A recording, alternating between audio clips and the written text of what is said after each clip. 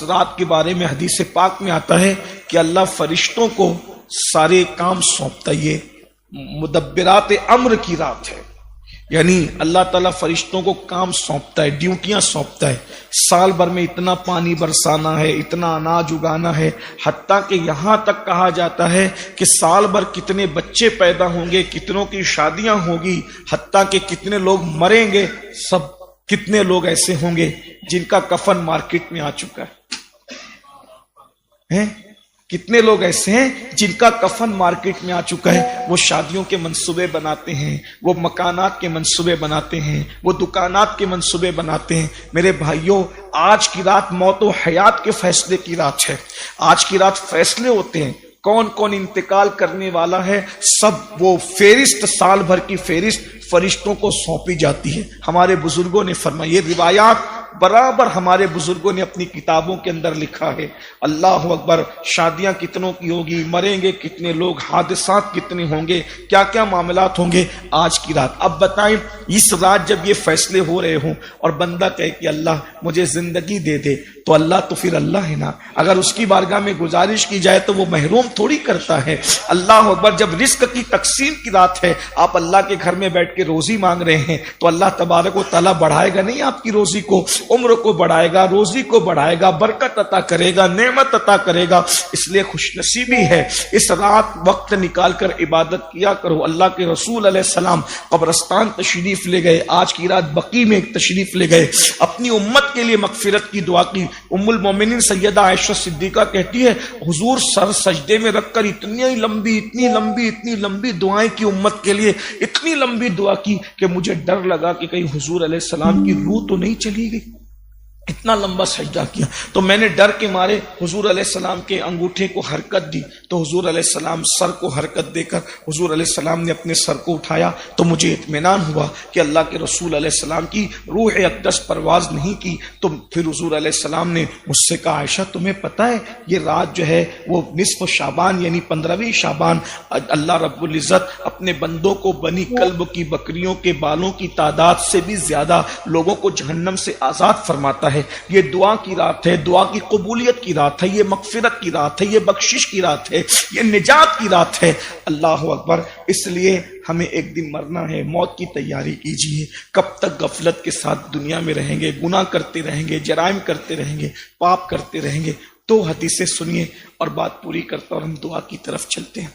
اللہ کے رسول صلی اللہ علیہ وآلہ وسلم نے ارشاد فرمایا کہ جہنم کے اندر ایک وادی ہے، جہنم کے اندر ایک وادی ہے، اور اس وادی کو وادی حبہب کہتے. وہ وادی اتنی خطرناک ہے کہ اس جہنم کی وادی سے جہنم بھی پناہ مانگتا ہے. یعنی وہ جہنم کی ایسی وادی ہے کہ اس سے جہنم بھی پناہ مانگتا ہے. اور دوسری حدیث میں آیا ہے کہ جب جہنم کی آگ ٹھنڈی پڑنے لگتی ہے تو وادی حبہب کو کھول دیا جاتا ہے. تو جب وادی حبہب کو کھولا جاتا ہے تو پورا جہنم پھر سے بھڑکنے لگتا ہے. وادی حبہب اتنی خطرناک وادی ہے کہ روایتوں میں آتا ہے کہ اس میں پہاڑ بھی ڈال دیے جائیں تو پہاڑ بھی پگھل جائیں. وادی حبہب، اس میں پہاڑ بھی پگھل جائیں. اور اس کا اتنا خطرناک معاملہ ہے کہ اس میں جو بچھو ہے، بچھو وہ بختی اونٹ کی طرح موٹے موٹے ہیں. بختی اونٹ یعنی عرب کے اندر بختی اونٹ جو ہوتے تھے وہ بہت موٹے، تازے، تڑنگے، اونچے چوڑے ہوتے تھے. تو اللہ کے رسول علیہ السلام نے سمجھانے کے لیے کہا کہ حبہب وادی کے اندر بختی اونٹ کی طرح موٹے موٹے جو وہ بچھو ہے، اتنے موٹے موٹے، اور اس میں سانپ ایسے ہیں. آقا فرماتے ہیں کہ 70 سال تک اگر گھوڑا دوڑایا جائے تو جتنی لمبائی میں 70 سال تک تم گھوڑے کو دوڑا سکتے ہو، اتنے لمبے لمبے اس میں سانپ ہے. اور اس کے اندر ہی ایک سانپ ہے جس کا نام وہ گنجا سانپ ہے، اس کا نام ہے شجاع الاقرع. یہ شجاع الاقرع جس کو گنجا سانپ کہتے ہیں، سانپ جب 3000 سال تک اپنی زندگی گزارتا، حالانکہ اتنی لمبی زندگی نہیں ملتی، لیکن جو سانپ 3000 साल तक या 300 साल तक अपनी जिंदगी गुजारता है तो वो गंजा हो जाता है, उसको गंजा सांप कहते हैं। और ये सिर्फ समझाने के लिए है, वरना जहन्नम की कोई चीज दुनिया की तरह नहीं है और जन्नत की कोई चीज दुनिया की तरह नहीं है। वहां कितना दर्दनाक अजाब है, कितना खतरनाक अजाब है, इसका अंदाजा हम नहीं कर सकते। लेकिन अल्लाह के रसूल अलैहिस्सलाम ने अपनी उम्मत को समझाने के लिए फरमाया, शुजाउल अकरा उसमें है, बुख्ती ऊंटों की तरह उसके अंदर बिच्छू है, और वो बिच्छू एक बार डंक मारे तो 100 साल तक के जहर जिस्म में घूमता रहे और इंसान की हड्डियों के जोड़ जोड़ उसमें टूट जाएं, ये कैफियत है। सहाबे किराम ने पूछा, या रसूल अल्लाह, उसमें किन लोगों को अल्लाह दाखिल करेगा? जो हबहब नाम की वादी है जिससे जहन्नम भी पनाह मांगता है, उसमें अल्लाह किन लोगों को दाखिल करेगा? तो अल्लाह के रसूल अलैहिस्सलाम ने फरमाया, नंबर 1, जो नमाज नहीं पढ़ते उनका ठिकाना है। ये मैं बहुत दिल की गहराइयों से, दर्द दिल के साथ अपने जवानों से कह रहा हूं, अपने नबी की बात पर भरोसा है कि नहीं? अपने रसूल की बात पर यकीन है कि नहीं? हमारे नबी वो सच्चे नबी हैं कि जिनकी सच्चाई की गवाही उनके दुश्मन भी देते थे। उनके दुश्मन भी कहते थे, बचपने से लेकर आज तक हमने इनको देखा मगर कभी झूठ बोलते नहीं देखा। वो रसूल फरमाते हैं कि जहन्नम के अंदर जो हबहब नाम की वादी है, उसमें पहले नंबर पे जो जाएगा वो बेनमाजी है। आज शबे बरात में नमाज पढ़ने वाले मेरे भाइयों, 5 वक्ता भी शुरू करो। आज से इरादा करो कि मैं नमाज नहीं छोड़ूंगा।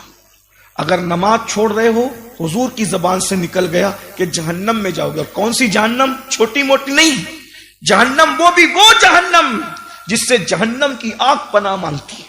जब जहन्नम सर्द पड़ता है तो हवा खोल करके जहन्नम को फिर से भड़काया जाता है, जिसमें पहाड़ पिघल जाएंगे। पहाड़, गौर कीजिए, यह भी रसूलुल्लाह का फरमान है, तुम्हारे मेरे सच्चे नबी का फरमान है कि जिसमें पहाड़ पिघल जाएंगे, उसमें मेरी हड्डी चमड़े का क्या हाल होगा, आपकी हड्डी चमड़े का क्या हाल होगा। सिर्फ 10 मिनट का टाइम लगता है एक वक्त की नमाज के लिए। अल्लाह के रसूल फरमाते, वादी हबहब में जहन्नम के अंदर जाने वाला पहले नंबर पे बेनमाजी। हुजूर ने कहा, कोई नहीं रोक सकता तुम्हारे मुंह से जो निकली वो बात हो के रही।